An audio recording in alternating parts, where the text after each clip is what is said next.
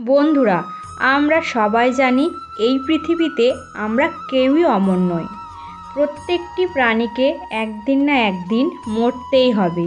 কিন্তু অনেকেই আছি যাদের মনে একটাই প্রশ্ন আসে, আমরা মৃত্যুর পর আমাদের আত্মার কী হয়, বা অনেক আত্মাই আবার কেন আমাদের বাড়ি ফিরে আসে এবং ওই আত্মা বাড়িতে কতদিন পর্যন্ত থাকে। যদি এই সব কিছু জানতে চান তাহলে ভিডিওটি স্কিপ না করে পুরোটাই দেখতে থাকুন। এই সমস্ত বিষয়গুলির উত্তর গরুড় পুরাণে উল্লেখ আছে। তো ভিডিওটির মূল পর্বে যাওয়ার আগে আপনাদের সকলকে জানাই রাখি অফিসিয়াল চ্যানেলে অনেক স্বাগত। আশা করি ঈশ্বরের কৃপায় আপনারা সকলেই খুব ভালো আছেন এবং সুস্থ আছেন। চ্যানেলে নতুন দর্শক হয়ে থাকলে অবশ্যই চ্যানেলটিকে সাবস্ক্রাইব করে পাশে থাকবেন।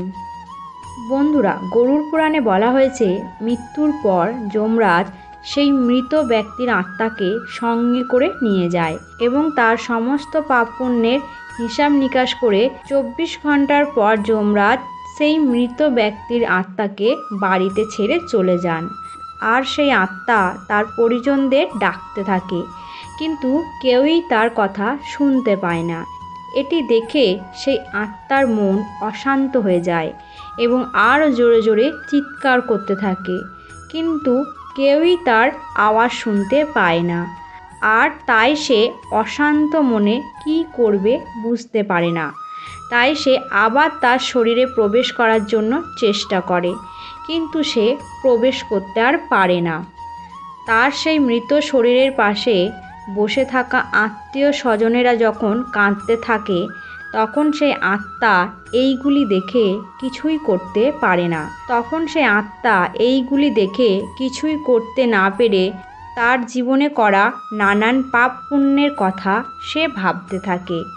গরুড় পুরাণ অনুসারে কোনো মানুষের মৃত্যুর পর 10 দিন পর্যন্ত যে পিণ্ডদান করা হয় তার দ্বারাই ওই মৃত ব্যক্তির আত্মার বিভিন্ন অঙ্গের রচনা হয়। আর তারপর 11 এবং 12 দিন পর যে পিণ্ডদান করা হয় তা থেকে ওই মৃত ব্যক্তির জন্য শরীররূপী মাংস এবং চামড়ার সৃষ্টি হয়ে থাকে।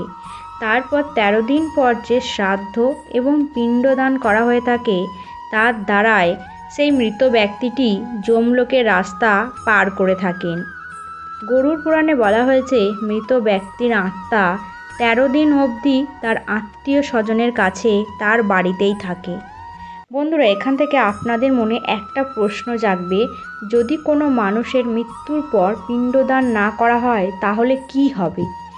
যাদের পিণ্ডদান হয় না তাদের 13 দিন পরে যমলোকে যমরাজ টেনে নিয়ে যায়, যার ফলে সেই আত্মাকে অনেক কষ্ট করতে হয়। সেই জন্য হিন্দু ধর্মে প্রতিটি মৃত ব্যক্তির জন্য 13 দিন পর পিণ্ডদানের কথা বলা হয়েছে। এইসব করার জন্য যে অর্থ ব্যয় হয় সেই অর্থ যদি ধার করা হয় তাহলে মৃত ব্যক্তি এতে শান্ত হয় না, সেই আত্মা অনেক কষ্ট পায়। গরুড় পুরাণে আরও বলা হয়েছে যে ব্যক্তি জীবিত অবস্থায় থাকাকালীন পুণ্য কাজ করে থাকে সেই ব্যক্তি মৃত্যুর পর যমরাজ তাকে যমলোকে নিয়ে যান, আর ওই ব্যক্তিকে যমকুলে যাওয়ার পথে কোনো রকম কষ্ট ভোগ করতে হয় না। আর যারা পাপ কাজ করে থাকেন সেই ব্যক্তির আত্মাকে যমকুলে যাওয়ার পথে অনেক কষ্ট করতে হয়।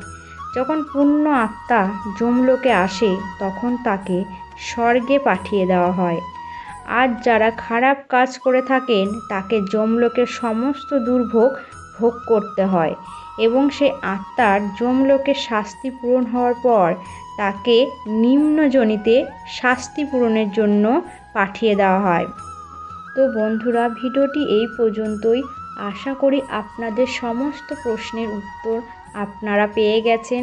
ভিডিওটি ভালো লেগে থাকলে অবশ্যই একটি লাইক করুন আর সাবস্ক্রাইব করে পাশে থাকুন এবং কমেন্ট বক্সে অবশ্যই লিখবেন জয় শ্রীকৃষ্ণ।